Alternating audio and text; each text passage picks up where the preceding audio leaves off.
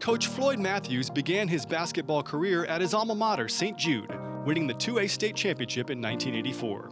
Moving to Sidney Lanier the following season, he coached several sports and was the head boys basketball coach for 2 decades, winning the 6A state championship in 2001, retiring in 2013 with 382 wins. A volunteer assistant for 11 seasons at Lamp, Coach Mathews passed away unexpectedly on Thanksgiving at the age of 73, 2 weeks after learning of his Hall of Fame induction.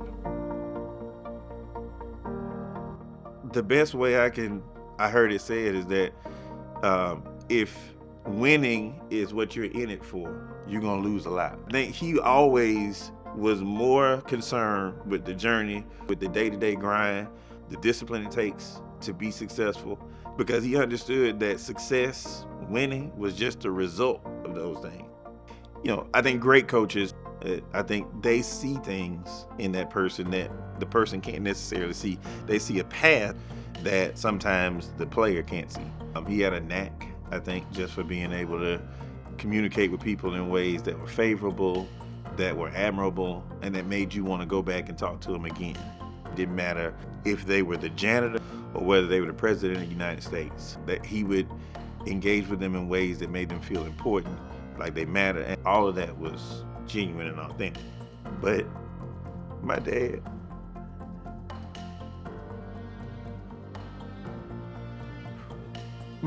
genuinely had a passion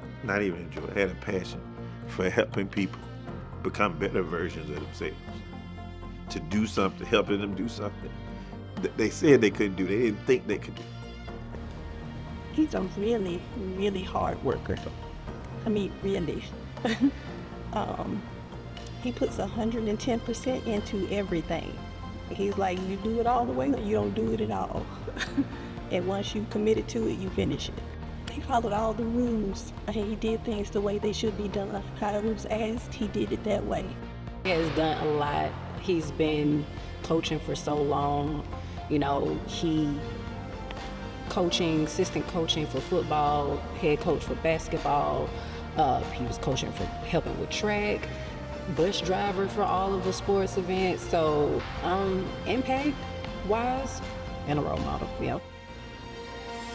It's undeniable that he has had a tremendous impact on the entire Montgomery community. It seems as though, regardless of where we went in the United States, someone knew Coach Mathews. He was just the type of person that left that impression on everyone that he met. He was just a kind-hearted individual.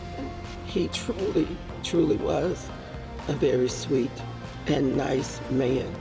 His biggest reward of coaching, I think, was just being able to connect with people. My dad was never really too high or too low about anything. That's just not who he was. He always took things in stride.